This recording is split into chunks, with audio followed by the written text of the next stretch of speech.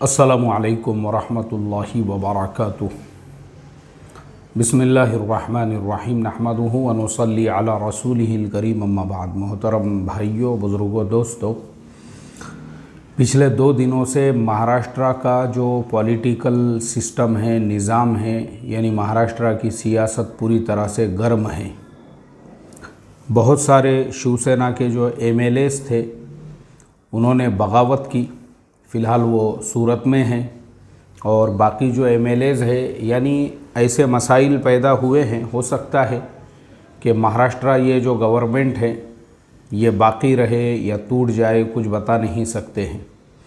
तो खैर जो भी हो, क्योंकि मैंने ऐसा जो है इससे पहले 4 मरतबा देखा हूँ पिछले कुछ सालों में। कर्नाटका में ऐसे ही कांग्रेस की हुकूमत गिरा दी गई। उसके बाद राजस्थान में जो 2 एमएलएस चाहिए थे उसके लिए काफ़ी जद्दोजहद और मेहनत करना पड़ी कांग्रेस को, और फिर उसके बाद जाके जो अभी जो गहलोत हुकूमत है वो वहाँ पे कायम है। एमपी में भी पहले कांग्रेस की हुकूमत बनी थी, और क्या नाम है उनका, नाथ जो है ना, कौन सा नाथ है वो, उनको जो है वहाँ का सीएम बनाया गया था। और उसके बाद में जो है वापस से 2 एमएलएस, 2 या 3 एमएलएस जो है उन्होंने बगावत की, और फिर वहाँ से भी कांग्रेस की हुकूमत ख़त्म हो गई। सेम महाराष्ट्र में भी ऐसा ही हो रहा है कि अभी जो है उद्धव साहब ठाकरे की जो हुकूमत है, इन्होंने राष्ट्रवादी, कांग्रेस और तीनों पार्टियों को मिला के बनाया था। अब ये हर जगह का जो सियासी माहौल है, ये सारे हालात से हम लोगों को सबक ये मिलता है कि देखो, हम तो छोटे लोग हैं, गलियों में, मोहल्लों में, बस्तियों में रहने वाले। अब बहुत सारे हम में से छोटे लीडर भी होंगे जो बेचारे गली मोहल्लों के अंदर लीडर बनने का ख्वाब देख रहे होंगे। तो मैं ऐसे बहुत सारे लीडरों को जानता हूँ जिनके बारे में मैं ये गारंटीड कह सकता हूँ कि अगर उन्होंने अपनी वही एनर्जी अपने कारोबार पे, अपने बिज़नेस पे, अपने तिजारत पे, अपने एजुकेशन पे लगाए होते तो आज उनकी दुनिया कुछ और होती थी। लेकिन ऐसे ही लीडरों के पीछे, ऐसे ही पार्टियों के पीछे, यानी जिन लीडरों का अपना खुद का कोई ज़मीर नहीं है, जिनका अपना कोई ईमान नहीं है, उनको अपने क्षेत्रफल से, यानी जिस एरिया के वो एमएलए एमपी है, वहाँ के विकास से, वहाँ के डेवलपमेंट से कोई लेना देना नहीं है। मैं ऐसे बहुत सारे इलाक़ों में सफ़र करते रहता हूँ, तो मैं सिर्फ यही सोचते रहता हूँ कि यहाँ के जो लोग हैं, क्या ये अंधे हैं या ये बहरे हैं, इनको अक्ल नहीं है कि इन्होंने किसी ऐसे इंसान को वोट दिया हुआ है जो 2-2, 3-3 मरतबा एमएलए बन के आ रहा है, उसी एरिए से एमपी बन के आ रहा है। गंदगी, ऐसे कचरे के ढेर, सुअरों के झुंड के झुंड वो एरिया में घूम रहे हैं, बीमारियाँ, लोगों के पास रहने को मकान नहीं। तो फिर प्रधानमंत्री आवास योजना के तहत में जो घर मिल रहे हैं वो उस एरिया के लोगों को क्यों नहीं मिले।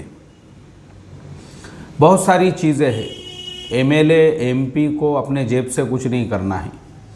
ऑलरेडी सेंट्रल और स्टेट गवर्नमेंट की इतनी स्कीमें होती है, सिर्फ उन्होंने अपने एरिया के लोगों में, अपने कार्यकर्ताओं के ज़रिए से चल फिर के वो स्कीमें भी लोगों तक पहुंचाए, तो भी लोगों का बहुत ज़्यादा भला हो सकता है। जैसे संजय गांधी निराधार योजना है, इसके अलावा जो है श्रम योजना है, इसके अलावा जो है बहुत सारी ऐसी योजनाएं हैं। अगर आप कभी जो है ज़िला परिषद में या कभी अपने गांव के तहसील ऑफिस में जाकर मालूम करेंगे, आजकल तो यूट्यूब के ऊपर आपको हर मालूमात मिल जाएगी।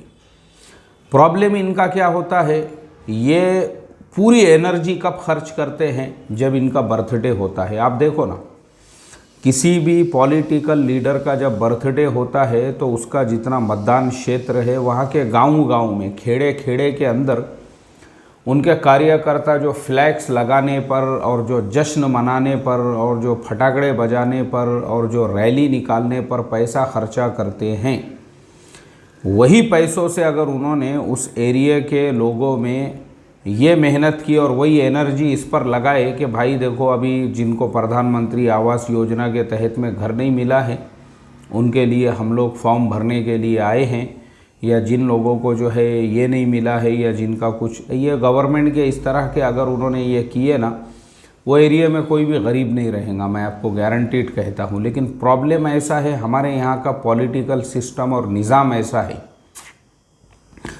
कि हमको सिर्फ अपनी शान बताना है, और आवाम जो है ना, आवाम ये बेचारे जो है, इनकी मिसाल अंधे बहरे अनपढ़ और जिनको क्या बोलेंगे, यानी कोल्हू के बैल जिनके आँखों पे जो है वो लगा हुआ होता है, इनको इनके अंदर उतना भी सेंस नहीं है। ये सिर्फ इस बात पे खुश हो जाते हैं, जो हमारे पढ़े लिखे भी है और जो बाअसर लोग भी है, वो लोग भी इस पे खुश हो जाते हैं। किसी लीडर के साथ इनको एक सेल्फी निकालने के लिए मिल गई, खुश हो गए, वो फेसबुक पे डाल दिया उन्होंने। उनको कभी साल में एक आधे बार उसने चाय पिला दिया, वड़ा पाव खिला दिया, तो लोग बटे हुए हैं मुसलमानों में भी, फलाने मुफ्ती साहब फलाने आमदार के आदमी हैं, और फलाने मदरसे के मोहतमिम साहब फलाने आमदार के आदमी हैं।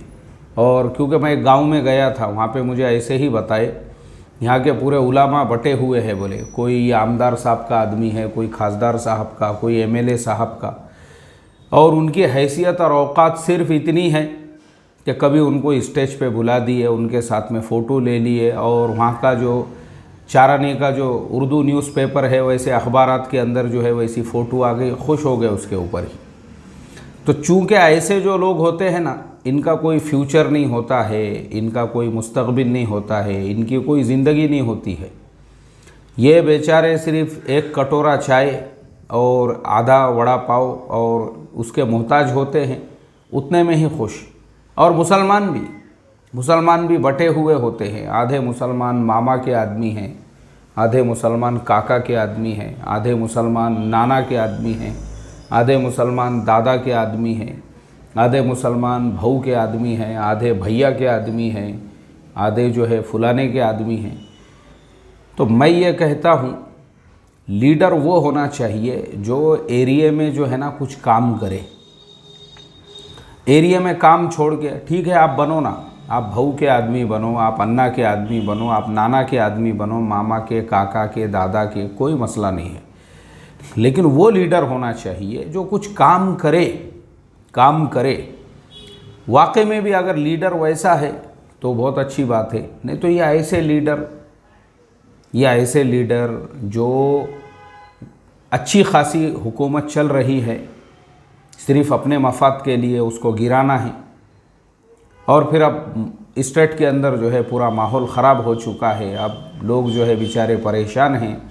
अब गवर्नमेंट दूसरी आएगी, उसके बाद में वापस से जो है नए कायदे, नए कानून, नए रूल्स, नए रेगुलेशंस। तो ये ऐसे जो लीडर है, अगर ऐसे लीडरों के जो शतरंजी उठाने वाले मुस्लिम हमारे जो ये भी होंगे, क्या बोलते हैं उनको, कार्यकर्ता भी होंगे, अफसोस है भाई मुझे। तो मैं इसीलिए बोलता हूँ ना कि इंडिया का जो सियासी और जो पॉलिटिकल सिस्टम है, इसके अंदर जहाँ तक मेरा रिसर्च है, इसमें सिर्फ भला जो है उन्हीं लोगों का हुआ है जो सियासत के किसी बड़े पोस्ट पे पहुँचे, चाहे फिर वो एमएलए हो, एमपी हो, या वो जो है बाकी ये जो कार्यकर्ता रहते ना, इनकी ज़िंदगी खाली शतरंजियाँ उठाने के अंदर जाती है। और मैं देखता हूँ ऐसे कार्यकर्ताओं को फेसबुक के ऊपर अपने लीडरों के शान में, उनके बर्थडे के मौके पे और उन्होंने ज़रा कुछ कर दिए, ऐसी उनकी मदाह सराई के अंदर लग जाते हैं, जबकि कुछ फ़ायदा नहीं है उसका। ये रियलिटी है। उतनी ही एनर्जी आप अपने ऊपर लगाओ ना, आप अपने एजुकेशन पे लगाओ, अपने बिजनेस पे लगाओ, अपने कारोबार पे लगाओ, अपने डेवलपमेंट पे लगाओ। आप, मैं आपको गारंटीड बोलता हूँ आपकी ज़िंदगी बदल जाएगी। लेकिन नहीं, क्योंकि मामा का, काका का, दादा का, भाऊ का, अन्ना का और फलाने का आदमी बनने में मज़ा आता है। आदत पड़ गई भी है ग़ुलामगिरी करने की, तलवे चाटने की, दुम हिलाते फिरने की। तो ऐसे लोगों को आप समझा नहीं सकते हो। लेकिन मैं नौजवानों को तो यही मैसेज देना चाहूँगा, देखो हमारा भारत देश जो है ना, दुनिया की सबसे बड़ी डेमोक्रेसी है, यहाँ पे 140 करोड़ लोग रहते हैं। ऐसे मुल्क के अंदर आपके लिए बिज़नेस की खूब अपॉर्चुनिटीज़ है, आप कोई भी कारोबार कर सकते हो। जॉब्स के लिए आपको इतना बड़ा देश है, इतना बड़ा। मैं साउथ कोरिया गया था, वहाँ पे 3 ही शहर है जो बड़े बड़े हैं, उसमें भी खाली एक ही शहर जो सियोल वहाँ का कैपिटल है, लोग वहीं पे, उसके अलावा वहाँ पे लोग जो है ख़ुद जो दूसरे तीसरे नंबर के शहर हैं वहाँ से भी वो शहर में आ रहे हैं। बुसान वहाँ पे दूसरे नंबर का शहर है, तीसरे नंबर पे देगू है, लेकिन वहाँ के लोग भी सियोल, क्योंकि उसके अलावा उनके पास शहर नहीं है। हमारा देश इतना बड़ा है, अगर आपको अपने स्टेट में जॉब नहीं मिल रही है, दूसरी जगह तलाश करो, दूसरी नहीं तीसरी जगह। मतलब इतना बड़ा देश है कि माशाल्लाह हम अपने देश में डेवलपमेंट के लिए इतनी अपॉर्चुनिटीज़ है, आप सोच भी नहीं सकते। मैंने उस पर 50 वीडियो पहले ही डाला हूँ। तो आपको तय करना है, क्योंकि देखो मैंने खुद देखा हूँ जो डेवलप लोग थे कारोबार के लाइन से, बिज़नेस के लाइन से, जब वो पॉलिटिक्स में आए ना तो वो ज़ीरो बन गए, ज़ीरो।